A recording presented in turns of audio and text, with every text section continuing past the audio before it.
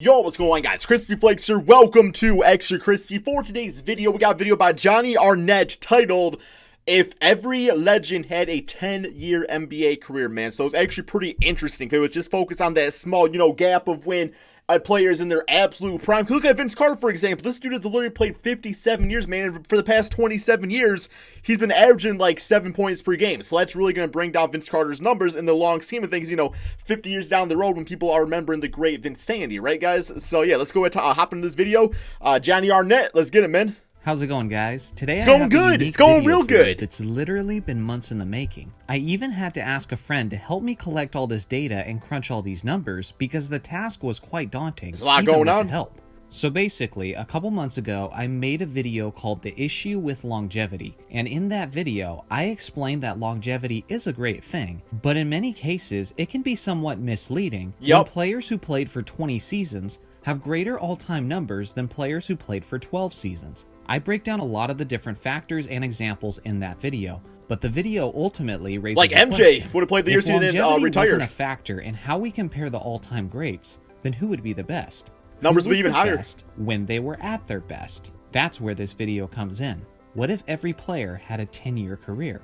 I've taken numbers from nearly 100 of the greatest players of all time. Damn, then I've taken their best 10-year stretch of their career and found out their averages, totals, and accolades over that 10-year period. I'm calling these 10YR stats, so they'll be quick and easy for us to reference. It's important to note that within each player's best 10-year stretch, there will be seasons I will skip and not include because they're injury-laden seasons. Fair enough. I've boiled that down to any seasons where the player played less than 50 games. No ifs, ands, or buts. Seasons with less than 50 games played will not count, regardless of the reason. So 2011 shutdown that only season, seems 2012. Fair to all the players involved. The season before Lockdown. or after the disqualified season will be this counted season instead.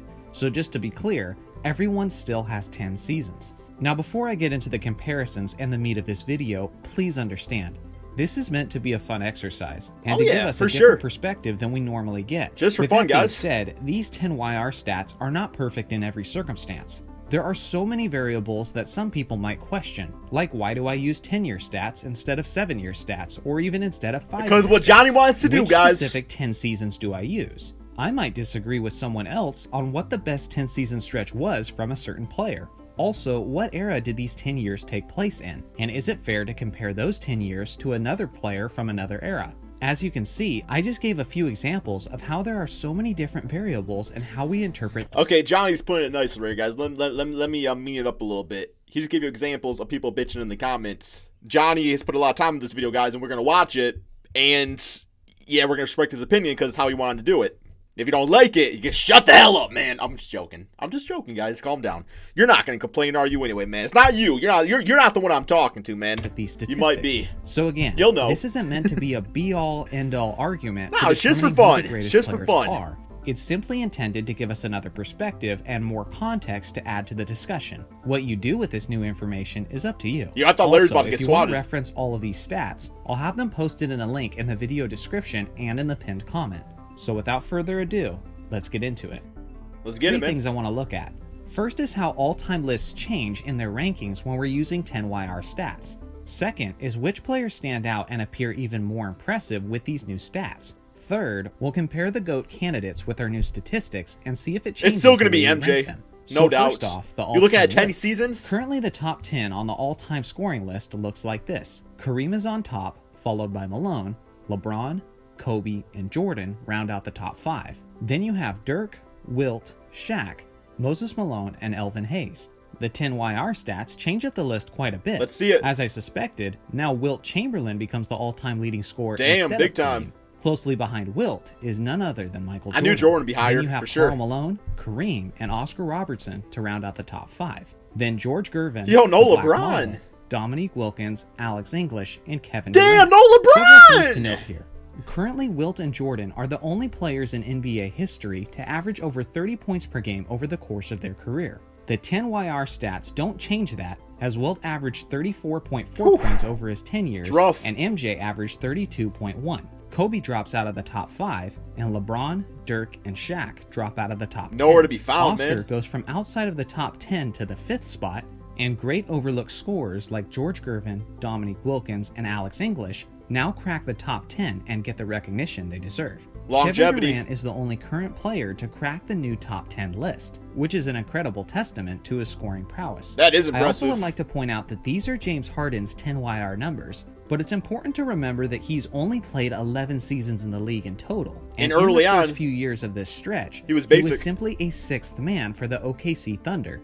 If he keeps up his elite scoring, which in all likelihood he will, in a few years, his 10YR stats will be absolutely monstrous. What about the facilitators? He could crack the current top five. Assist list looks like this. John Stockton is on top, followed by Jason Kidd, Steve Nash, Mark Jackson, and Magic Johnson at 5th. The 10YR stats change up this list a little bit, but not completely. Despite his long career, John Stockton is still the all-time leader in assists That's on insane. this new list. Magic is second, and the gap between Man Magic was a and the rest playmaker, is bro. pretty substantial. Oscar Robertson comes in at 3rd, then the OG Isaiah Thomas, Where's Luke Kennard? and then Steve Nash.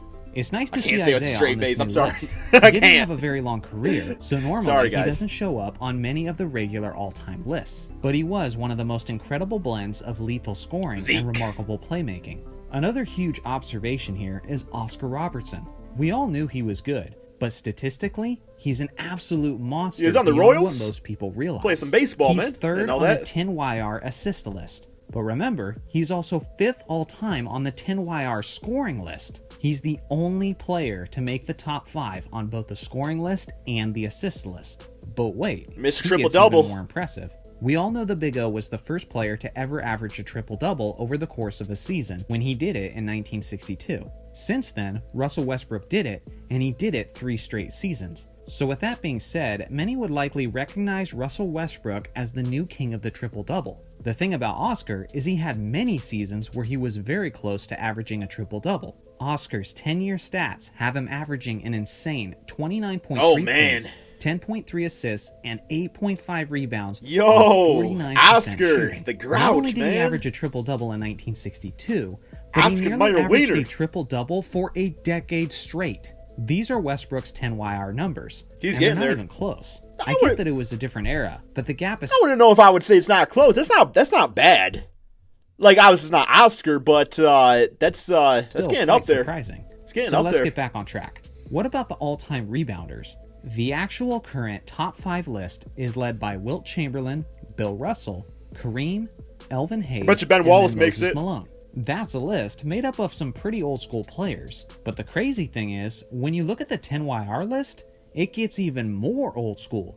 Wilt Chamberlain and Bill Russell are still at the very top, followed by Jerry Lucas, Nate Thurman, and Elvin Hayes. Okay, all no Ben. incredible It's all Hall good. of Fame players that are Number worthy 6, of being for on sure. the all-time list. But there's a theme here that's important to note. Every single one of these players spent at least some time playing basketball in the 1960s. When it comes to rebounding in the 1960s and early 70s, that's the most inflated statistical era we're addressing in this video, and there's a couple reasons for this.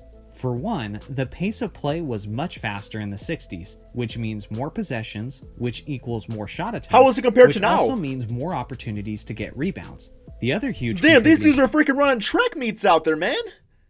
Playing it's like freaking 2-second offense. I don't even know. Wow. factor Okay, I didn't know was they the played fact that. the Up. league, by and up large, pace. was not nearly as efficient shooting the basketball. Today, Court was teams are smaller. shooting about 46% from the field. In the 80s, they shot generally around 48% from the field, and in the 60s, it got as low as 41% from the field. Wow, no Faster skill. play, more shots, and less makes is a recipe for a huge rebounding advantage for 60s players. Sure. And maybe you're asking, just how big is this gap exactly? Well, this modern year in the NBA, teams are averaging a total of 44.9 rebounds a game. 60 years ago, they were averaging 73.5. Now, I'm not saying that these players from the 60s are not great athletes and not all-time great rebounders, because they absolutely are. But what I'm saying is that there is legitimate influence as to why the top of this list is only represented by that era. If you want to find the greatest I rebound, mean, I understand like the whole people say like Jordan played against plumbers and stuff. Like that's just a stupid statement to make.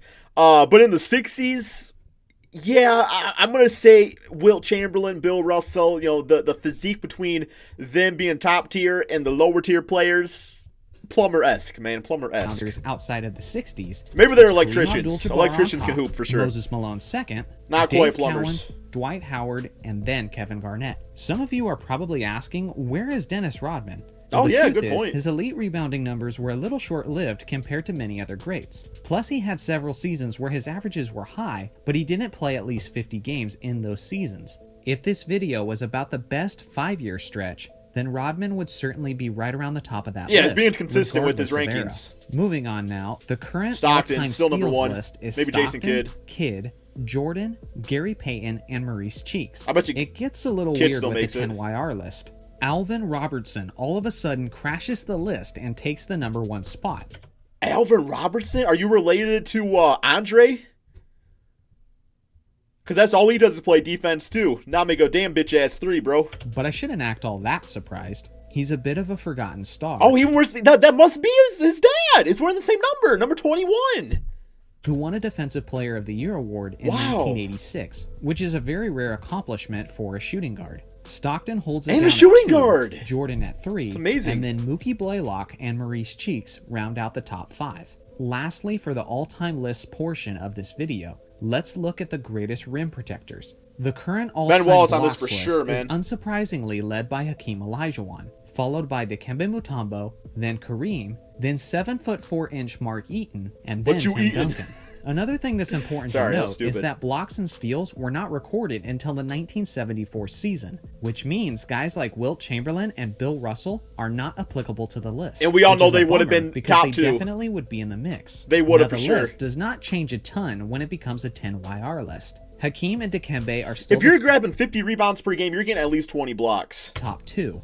But now, David Robinson joins at number 3. Hey, there you go. Kareem drops to 4, and Patrick Ewing Damn, comes no in Ben at 5. Wallace? Here's a key Number note here for 6. Kareem Abdul-Jabbar. He was in the league for 4 whole seasons before the NBA started recording blocked shots, and 2 of those years were MVP seasons. So not only should he be number 1 on the regular all-time list in block shots, but had blocks been recorded throughout his career, he would possibly be number 1 on the 10YR list as well. So now that we've covered the all-time lists of the 5 major right, who's statistical the GOAT? categories, I want to use this portion of the video to point out some guys who really stand out with their new 10YR stats. First off, let's bring up the stat line for reference. These are the stats from Tim Duncan's 2003 MVP campaign. He's the player that most people consider as the greatest power forward of all time. Sure. And this was in the I'm prime one of of his them. career in an MVP season. With that being said, these are the 10YR numbers of Charles Barkley. Although Duncan's MVP numbers were impressive, Barkley had numbers that were just as good. I think what makes Tim Duncan, the GOAT at power forward, though, is, like what he did beyond the numbers, his leadership and everything like that, winning championships and just his presence out there, If not better, for a decade straight. In no way am I saying this to take anything away from Duncan. He was awesome. But I am saying this to point out that Charles Barkley was significantly more dominant for a while than many people realize. Here's a few others of the most underrated legends of all time. How about Bob Pettit of the St. Louis Hawks? I do his drills This is when I what play happens basketball. when you're a dominant big man who plays in the same era as Bill Russell and Wilt Chamberlain. Despite your dominant And I play still and missed 20 incredible layups. statistical accomplishments, you still get overshadowed by bigger names. How about Moses Malone? In my opinion, he's certainly the most underrated center of all time. He's an NBA champion, a 13-time All-Star, a 3-time MVP, an all-time great scorer, and an all-time great rebounder who put Is up he related to, 1960s Moses Cuh? rebounding numbers in the 1980s. He'll definitely get his own solo video down the road, but in the meantime, hopefully the shout out of his monstrous 10YR numbers gives him a little bit more of the credit he deserves. How about Mr. Inside and Mr. Outside? Elgin Baylor underrated for and sure. Jerry West, 6'6", gets 20 two rebounds a old-school game. Laker legends, whose talent really gets highlighted with these new numbers. Elgin was a unique combination of finesse and power that led him to achieve strong numbers in rebounding and scoring, despite being only 6'5" tall. Jerry West, on the other hand, was a dynamic sharpshooter who scored nearly 30 points per game for a decade straight. No damn Wilt three-point Chamberlain, line either. Michael Jordan, and Oscar Robertson are the only 3 players who average more points per game in their 10 years than Jerry West did. Again, if there's any legend whose numbers you want to look at, I'll have them posted in a link in the video description and in the pinned comment. Now lastly, to wrap up this video, let's take a look at the GOAT candidates' 10 YR numbers and accolades. I have my own opinion of who the GOAT is, but I can make an argument for 9 different players. And I actually did. If you're interested, you can check out my GOAT series where I made a video for each of these players. All right. My 9 GOAT candidates are Wilt Chamberlain, Bill Russell, Magic Johnson, Larry Bird. You're not hearing much about Magic Kobe this Bryant, video. LeBron James, Tim Duncan, Kareem Abdul-Jabbar, and Michael Jordan. It's Michael now, Jordan. Let me be clear. I'm It's going to Michael compare Jordan. their 10 YR numbers based on their best 10 statistical seasons, meaning the accolades achieved outside of those 10 years won't count. So for example, Kareem's championships in his 40s when he averaged under 20 points a game won't count among his accolades because they weren't within his 10 best statistical seasons. Okay. So now I'm putting up each GOAT candidate's numbers, and any numbers highlighted green means that this stat ranks as the best among the GOAT candidates. Sure. They're going quickly, so feel free Yo, to no Tim pause Dun- the oh, got video one, okay. if you want to see any MJ, of these there he is. accomplishments for an extended Damn, period of LeBron only time. won? So once again, the question is, who was the best when they were at their best? Ben Wallace. Well, based on this somewhat janky, MJ. really specific 10 YR stat that I pretty much made up, Michael Jordan has the most green achievements. Yep. According to this measurement, MJ clearly has the best and well-rounded 10 YR resume. I put an asterisk by Wilt, Russell. In some of those seasons he wasn't playing, it's like those could have been his best seasons of all time too. It's like, who knows? He could have went off and had a 50-point per game season all of a sudden. Kareem? Who knows, Because man? Technically, Who knows? if blocks, steals, and defensive awards had all been available, Too busy during hitting, all those years, grounders. they could have had even more green achievements. But it's also important to note that if any of these 3 asterisk players won all of these missing achievements, that player would still be short of Jordan's total. Again, there are so many different ways to evaluate a player's greatness, and this is just one of them. Hey, Let me know in the I like comments section consistency. which aspect sticks out to you guys. Okay, guys, that is the end of the video right there. I think he did a phenomenal job. I mean, like I said, it's all hypothetical, and this thing about the GOAT discussion is that nobody's ever going to win it. You're going to have your opinion, and that's it. And, you know, you can have fun with it, you can have discussions about it, but at the end of the day, we all have our own opinions for different reasons out there, right? So, I thought this was really cool to watch, man. Go check out Johnny's channel. Thank you all so much for watching, and peace out.